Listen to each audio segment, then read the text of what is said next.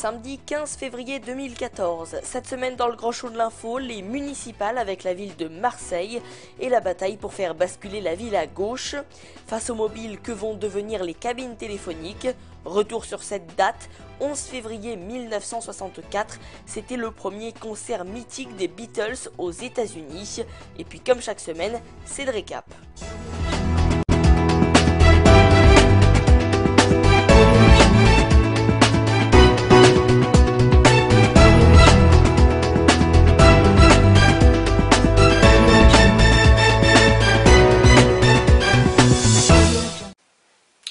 Bonjour à tous et bienvenue dans le Grand Show de l'info. À Marseille, la bataille pour faire basculer la ville à gauche après 3 mandats de droite.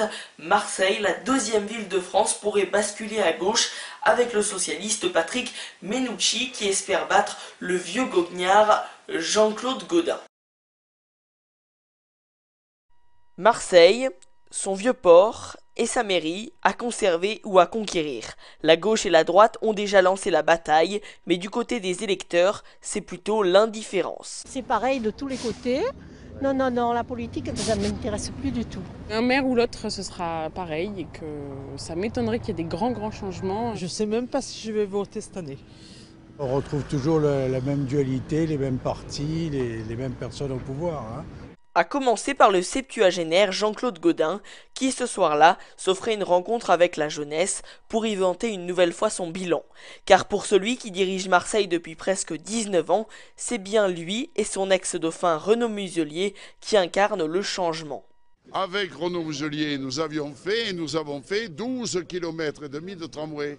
Avec Renaud Muselier, nous avons fait 3 km de métro. Et qu'ont fait les socialistes depuis 6 ans qui sont à la communauté urbaine? Un petit kilomètre de métro.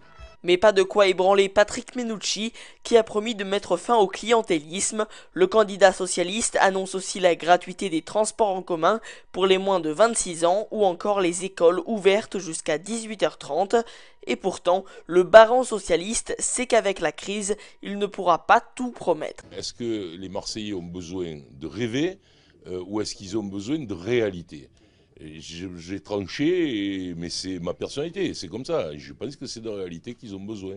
Et le rêve viendra avec la construction d'une espèce de welfare dans la municipalité. Avec la crise et l'insécurité qui minent Marseille, certains candidats se sentent pousser des ailes. À l'image du candidat communiste Jean-Marc Coppola, candidat pour le Front de gauche qui a refusé de s'allier avec le Parti socialiste, ou de Pape Diouf, ancien journaliste sportif et ex-président de l'Olympique de Marseille, qui a lancé un collectif citoyen pour changer la donne. Le candidat du Front national, Stéphane Ravier, déjà présent en 2008, parie même sur quelques victoires. Il y a une division de l'UMP dans le 6e secteur, de la gauche dans le 2e secteur, Monsieur Diouf qui fait son entrée dans l'arène.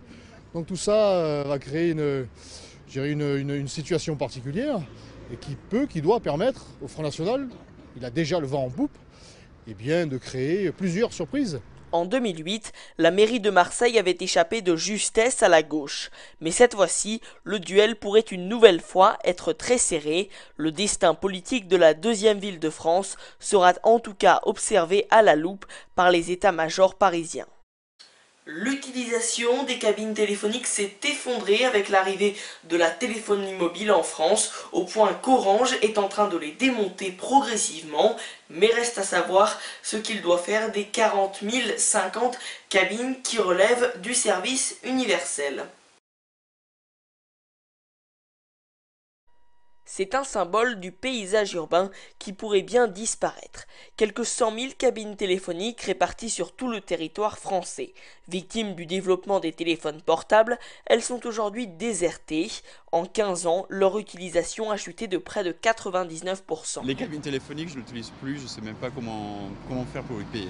Je pense que plus personne les utilise aujourd'hui ou très peu. Voilà. Ça fait très longtemps que je les utilise plus du tout. Jusqu'à présent, l'opérateur de téléphonie mobile Orange devait maintenir un minimum d'une cabine téléphonique par commune de 1000 habitants au titre du service universel. Une obligation que souhaiterait supprimer l'ARCEP, l'autorité en charge des télécoms, tout comme l'opérateur Orange Orange qui a déjà commencé à réduire son nombre de cabines. Nous jugeons inopportun une reconduction du service universel compte tenu donc des investissements qui seraient nécessaires parce qu'on a un parquet obsolète et qui serait totalement disproportionné en fait par rapport à l'usage en décroissance qu'on le constate aujourd'hui. Le gouvernement doit se prononcer avant le 24 février sur la reconduction ou non du service universel, mais la décision inquiète déjà certains maires de petites communes, comme ici à Arleux dans le Nord. Ils craignent la disparition d'un énième service public. Moi j'habite pas très loin de la cabine téléphonique, je peux vous dire qu'elle est encore utilisée, que l'accès au service universel, tout le monde n'a pas forcément un portable. J'ai rencontré ce matin un petit jeune qui vient chercher un logement, je lui demande son numéro de portable, il n'en a pas parce qu'il n'a pas les moyens. En attendant la décision du gouvernement, certains réfléchissent déjà à de nouveaux usages pour les cabines téléphoniques. En Angleterre, par exemple, elles servent à décorer les rues, une façon de rendre hommage à l'icône nationale. Le 11 février 1964, il y a 50 ans, les Beatles se produisaient pour la première fois aux États-Unis sur un ring de boxe. 50 ans plus tard, retour sur les lieux de l'événement. Avis donc à tous les fans des Beatles.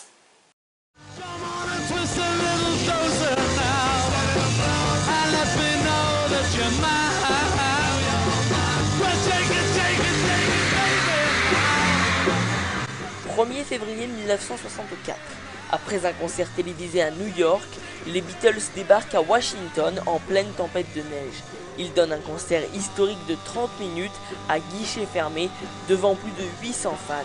Naomi Banks s'en souvient. Elle habitait juste en face et fut l'une des premières à entrer dans le bâtiment. Je voulais juste voir les Beatles. J'en avais vraiment envie. Ces gamins avec un nouveau look, surtout leur coiffure. Quand ils ont dit que ça allait être au Washington Coliseum, je me suis dit, j'habite juste à côté, il faut que j'y aille. Cette photo, Mike Mitchell l'a réalisée en 1964. Les Beatles faisaient alors leur première apparition devant le public américain. Ce dernier est également l'auteur de centaines de photos les plus mémorables de ce concert. Il avait 18 ans à l'époque et 50 ans plus tard, il a encore du mal à réaliser l'ampleur de l'événement. Parfois, je me baissais comme ça pour laisser la place aux autres spectateurs. Mais j'ai vu sur les images vidéo du concert que par moments, j'étais simplement assis là, à absorber le moment. Je veux dire que c'était les Beatles, quoi. C'était quand même les Beatles. Un concert anniversaire a d'ailleurs eu lieu ici, le 11 février 2014, pour les 50 ans de leur performance. Un groupe a joué la setlist originale du concert.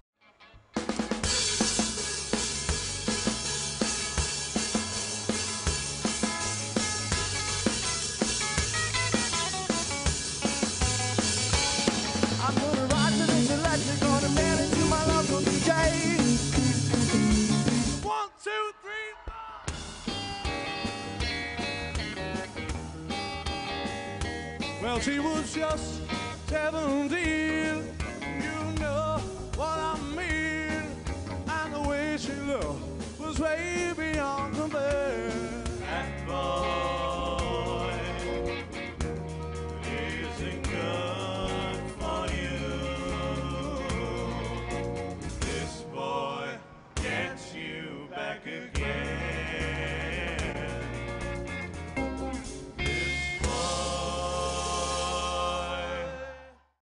Utilisée au fil des années comme patinoire, arène de boxe ou salle de spectacle, la salle tombe peu à peu en ruine. Aujourd'hui, elle fait office de parking et vit ses dernières heures avant un important projet d'aménagement. Et même si ce lieu mythique est sur le point de disparaître, l'héritage musical des Beatles demeure. Le groupe a reçu cette année un Grammy Awards d'honneur pour l'ensemble de sa carrière. Tout de suite, c'est le récap, le résumé de l'actualité de la semaine en 3 minutes. Tout cela bien évidemment préparé par les rédactions de l'AFP, Éric Defoulois. La mise en garde d'Angela Merkel après le vote suisse sur une limitation de l'immigration, selon elle, le résultat du référendum pose des problèmes considérables. La chancelière allemande n'est pas la seule à réagir. Plusieurs responsables politiques européens, dont le chef de la diplomatie française, Laurent Fabius, s'inquiètent des futures relations entre la Suisse et l'Union. Échange de compliments et de marques de loyauté à l'occasion de la visite de François Hollande aux États-Unis. Barack Obama a souligné le courage de son homologue sur les dossiers maliens, syriens et iraniens. Il s'agissait de la première visite d'État d'un dirigeant français aux États-Unis depuis 1996. François Hollande conclut aujourd'hui son déplacement par une rencontre avec des dirigeants d'entreprises de la Silicon Valley. Au-delà des alertes lancées sur les finances publiques en général, la Cour des comptes pointe notamment dans son rapport l'insuffisance des contrôles sanitaires dans l'alimentation. Elle dénonce au passage des anomalies graves dans la production alimentaire. Un an après la crise de la viande de cheval, les contrôles ont baissé de 17% entre 2009 et 2012 selon le rapport. L'immunité parlementaire de Serge Dassault est levée. Au bureau du Sénat, où s'est déroulé le vote, il n'y a pas eu de suspense. L'industriel et sénateur UMP avait pris les devants en demandant lui-même cette levée. Il peut désormais être placé en garde à vue dans le cadre d'une enquête sur des achats présumés de voix à Corbeil-Essonnes. Les idées du Front National convainquent de plus en plus les Français. Il serait plus d'un tiers, 34%, à y adhérer, selon un sondage TNS-Sofres pour Le Monde, France Info et Canal+, contre 22% en 2011. L'image de la présidente du FN recueille elle aussi de plus en plus d'opinions favorables. 40% des interrogés estiment que Marine Le Pen a de nouvelles idées pour résoudre les problèmes de la France, soit une hausse de 5 points. Le gouvernement temporise face à la colère des chauffeurs de taxi. Il a reporté les immatriculations de VTC pendant la durée de la médiation menée par un député socialiste. Cette médiation doit permettre de définir, dans les 2 mois, les nouvelles règles du jeu pour une concurrence équilibrée. L'intersyndicale des taxis a réagi à cette décision en appelant à cesser la grève. Sur un autre dossier explosif, Jean-Marc Ayrault monte lui-même au créneau pour démentir le patron des députés socialistes, Bruno Le Roux. Non, ce n'est pas vrai. Le gel des primes et de l'avancement des fonctionnaires pour réduire les dépenses publiques n'est pas sur la table, insiste le Premier ministre. Alors que le gouvernement doit trouver 50 milliards d'euros d'économies en 3 ans, cette piste avait d'abord été évoquée par le ministre de l'Éducation, Vincent Peillon. Le sort de Vincent Lambert n'est toujours pas scellé. Le Conseil d'État commande une nouvelle expertise médicale sur le tétraplégique de 28 ans et promet de se prononcer avant l'été. La question du maintien ou non en vie du jeune homme, en état végétatif chronique depuis 2008, déchire sa propre famille. 2 ans de prison avec sursis en appel pour les 2 principaux protagonistes de l'affaire de l'Arche de Zoé. Éric Breteau, le président de l'association, et sa compagne Émilie Lelouch ne retourneront donc pas derrière les barreaux. En 2007, ils avaient tenté d'exfiltrer du Tchad vers la France une centaine d'enfants, présentés comme des orphelins du Darfour. Pour une fois, les représentants de l'opposition et du régime syrien sont d'accord. Les dernières discussions avec le médiateur de l'ONU à Genève n'ont servi à rien. Les positions sont même plus que jamais diamétralement opposées. La tenue même d'une 3e session de discussion est incertaine. C'est la fin de cette émission, merci à tous et toutes de nous avoir suivis, sachez que vous pouvez nous retrouver sur bigwebtv.fr et sur les réseaux sociaux. Moi je vous souhaite une excellente semaine et je vous donne rendez-vous samedi prochain sur Big Web TV pour une nouvelle édition du Grand Show de l'info.